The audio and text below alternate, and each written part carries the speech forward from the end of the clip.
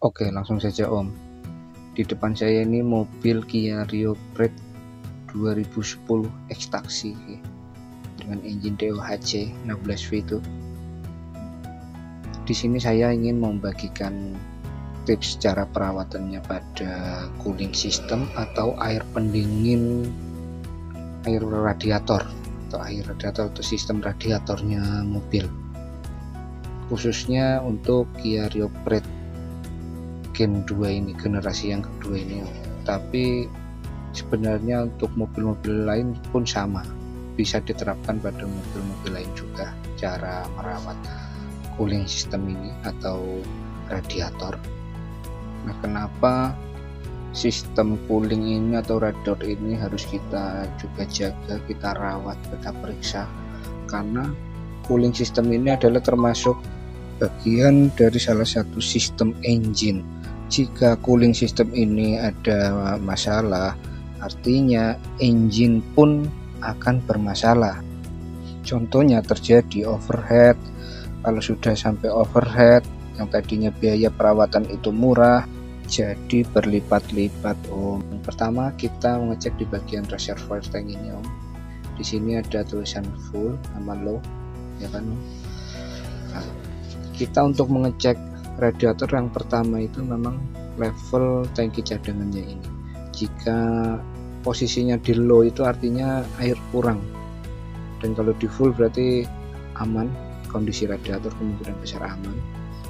Dan jangan sampai juga melewati garis full ini. Garis full ini nggak boleh ini dengan kondisi engine dingin ya, nggak boleh sampai penuh, harus di posisi garis full ini. Kalau low, ketika kita ngecek di kondisinya low itu, apa yang harus kita lakukan? Kalau saya itu tidak langsung mengisi, langsung diisi atau ditambah. Kalau saya itu lebih ke pengecekannya. Nah, apa aja yang perlu kita cek sini, karena percuma dong kalau kita tinggal ditambah aja, padahal berkurang itu kan pasti ada penyebabnya, bocor atau terjadi penguapan. Jadi kita harus memastikan kalau misal ini di posisi low, apa yang kita lakukan ya tadi pengecekan sistemnya, jalur-jalurnya, instalasi radiatornya.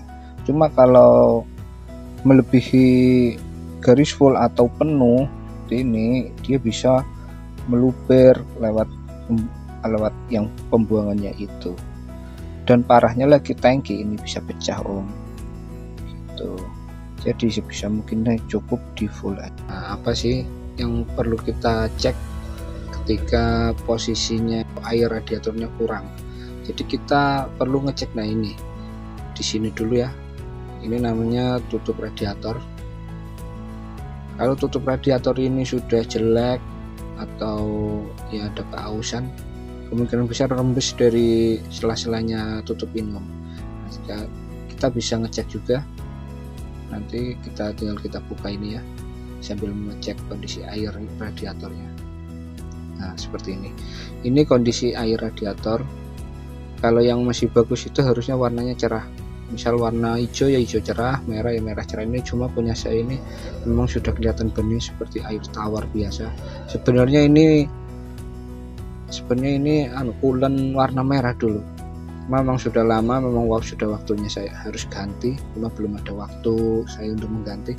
Insya Allah lah nanti pas mengganti pun saya videokan, memang sudah minta ganti. Dan saya itu biasanya mengganti itu di kisaran kilometer 40.000 atau 2 tahun untuk mengganti air coolantnya. Itu menurut saya maksimal, tapi kadang banyak yang menyepelekan, selama masih banyak penuh ya aman aja, karena memang sebagian mobil ada yang menggunakan air bisa. Selanjutnya juga kita ngecek visualnya tutup radiator ini, kita lihat karetnya ini. Nah, kondisi karet ini harus kita perhatikan seperti apa, ada keausan atau sobek Nah, dan pernya juga kalau yang masih bagus ini pernya masih kuat atau keras, karena kalau sudah lemah dia tidak sanggup menahan tekanan air di dalam radiator yang panas itu, malah bisa kembali ke tangki cadangan. Nah, seperti itu, bisa masuk ke sana lagi. Ini kalau pernya sudah lemes.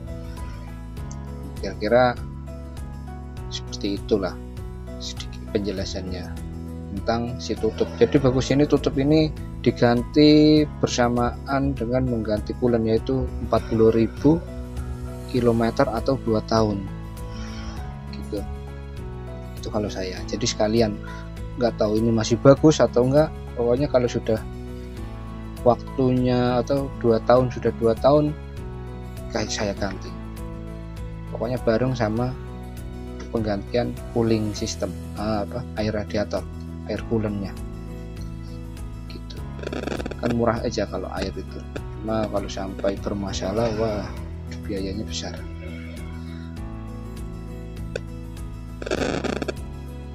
Oke, nah untuk selanjutnya, pemeriksaan selanjutnya, kita yang tadi sudah aman, tidak ada kebocoran, kita perlu ngecek di bagian sambungan selang radiator atas ini.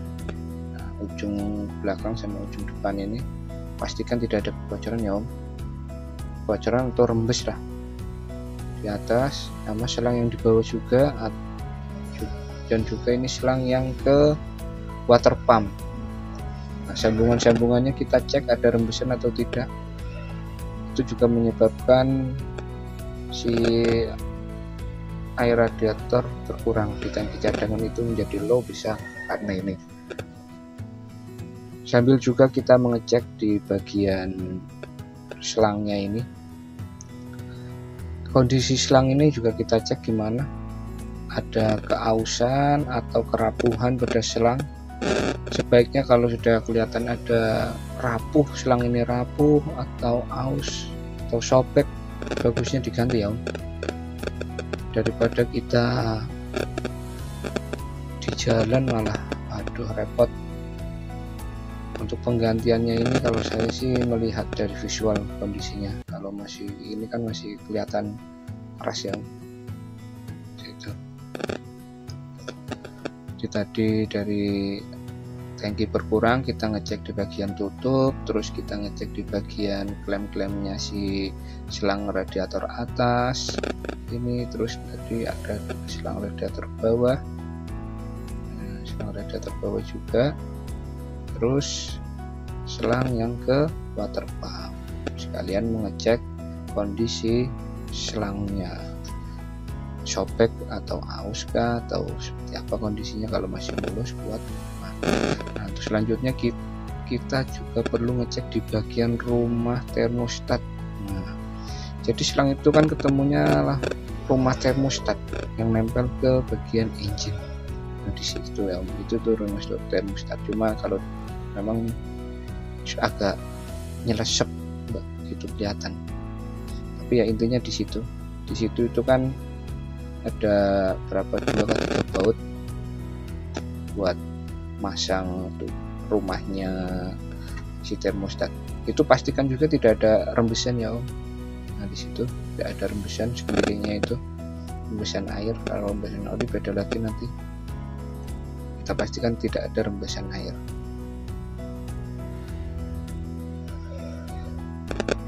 Dan tidak cuma itu, kita juga harus mengecek di bagian water pump. Nah untuk water pumpnya Kia Pride itu di sebelah sini. Ini bel kan, jadi puli yang paling depan ini yang water pumpnya. Kita cek juga di sekelilingnya, di area water pump ini tidak ada rembesan air ya Om. Kemungkinan kalau ada rembesan air itu adalah rembesan air radiator, dan sebaiknya segera diperbaiki agar tidak merembet kemana-mana, terutama terjadinya overheat. Jika kita sudah cek semuanya kondisi aman, tidak ada kebocoran, mungkin baru kita bisa menambah air coolant Nah, semaksimalnya sebatas full air aja ya Om, seperti itu. Dan masih satu lagi yang perlu kita cek, yaitu fan radiator atau kipas radiator. Gimana ngeceknya? Yang pertama, putarannya ini kita pastikan itu tidak lemah, karena kalau putarannya lemah pun bisa menyebabkan radiator itu overheat, mesin itu overheat gitu. Nah, terus kalau putarannya sudah normal, memang normal, kita juga perlu ngecek kondisi kipasnya ini oblak atau enggak, goyang. Nah, kita goyang-goyang seperti ini, kalau dia kelihatan goyang berarti perlu diperbaiki, diganti. Kalau ada bengkel yang bisa merepair, lebih murah biayanya untuk merepair. Kalau untuk kiabrat ini ada dua, kanan kiri kipas, jadi kita cek keduanya, putarannya harus masih normal dan juga keduanya juga tidak oblak.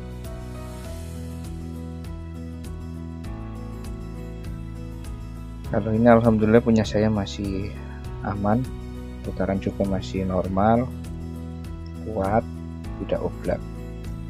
Kurang lebih seperti itu cara pengecekan, perawatan, dan pemeriksaan sistem radiator atau cooling system. Pemeriksaan seperti detail seperti ini beda dengan yang harian. Kalau harian kan cuma mengecek level air radiatornya. Cuma sedikit yang dapat saya sampaikan ya Om, kalau ada kata-kata atau bahasa yang belepotan, ya mohon maaf, memang keterbatasan saya cara menyampaikan yang belum pintar, tapi semoga bermanfaat. Dan jika berkenan, di subscribe, like, dan komen ya Om. Terima kasih.